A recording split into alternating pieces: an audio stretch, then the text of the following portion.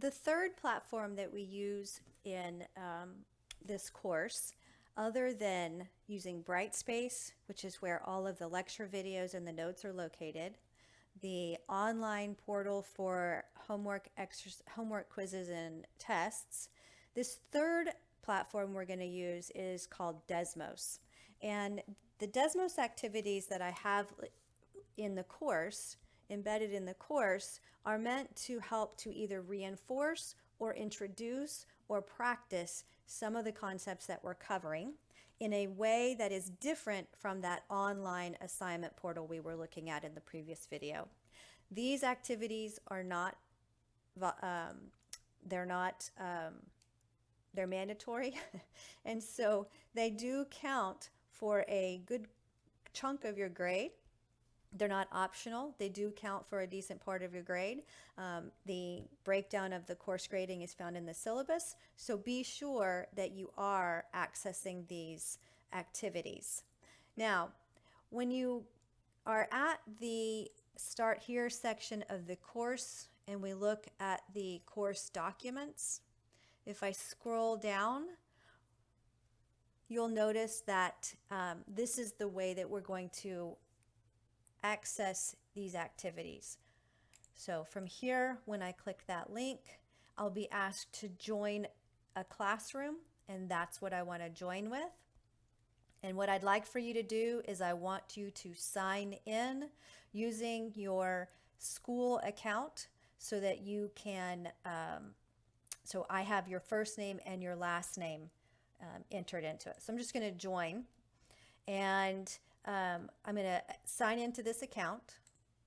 So I created an account for Desmos as a student using my school email account, as well as making sure that I put my first and my last name in there. So I want you to make sure that you're putting your first name and your last name, not just your last initial like I did here. But once you do that, you're going to come to a dashboard like this. These are all of the Desmos activities that we're going to be covering this class, and they're actually starting from the bottom up. So the very first activity you'll notice from your calendar is going to be this introduction to Desmos. And if I click the start button over here, it's fairly simple. It's going to walk you through the activity. So when I start the activity, we will see this. Now this is an introduction to the Desmos platform. And all of these activities are going to be using this Desmos platform throughout the course. Now there is nothing that you have to do in the Desmos activity. You don't have to turn anything in to me in this Desmos activity. If we just look at this, if I read through the slides, I can shift this back and forth. You'll see that. Maybe I come in here and I type y=3, and I move on to another one and I choose the number 1. Now, sometimes you'll be told whether or not you get the problem right. So in this particular case, you'll notice that this is not a 0. This X appeared here because I chose a value that was not a 0. And then sometimes, as in this one over here, it might be something more like I need to play with this function to see if I can get it to line up on the graph. So you might be told whether or not you got the answer right. Sometimes you may need to investigate something a little further to see if you got it right. If I click through to another one, we can have the card sorts, and so maybe I put the card sorts like this. This is incorrect. I encourage you to look at the at the Desmos activity for yourself, but you'll notice that it says that I have 7 cards, but only 2 of them are correct here, and it'll tell me if I get them right. So at the end of the activity, once you get to the end of these 22 slides, there is nothing for you to submit to me that says at this point that you've completed it. However, if you'll notice here, I'm showing you what it's going to look like from my perspective. So from the teacher's perspective, what I'm going to be looking for is, have you completed each of the slides that you were required to? And if you did complete them and you were given a check, did you get that correct? So I'm going to be looking here to see whether or not you completed all of the required slides.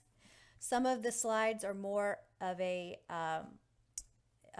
completion grade, and then some of them you really do need to make sure that you're trying to get the correct answer on. So the Desmos activities are found here. Now underneath our course, when we go back to the activities, the list of all the activities is given to you here. Some of the activities are going to have an answer key, and I'm trying to make sure that I get an answer key for almost all of them. But after the activity is due, I'm trying to post the answer key so that you'll understand what it is that you missed.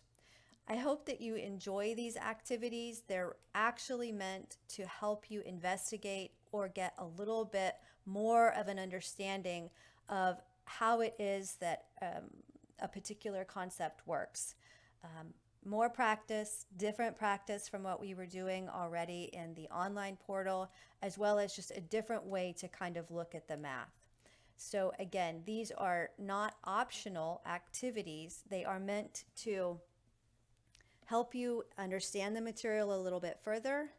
And I'm really just looking to make sure that you're trying on them, and don't stress out over them. If you don't understand a concept, it's okay. Shoot me an email and I can try to explain it to you a little further. But I am looking to see that you are attempting the questions and that you are working towards getting them right. And if you look back at the course syllabus, you'll notice that I don't drop any assignments.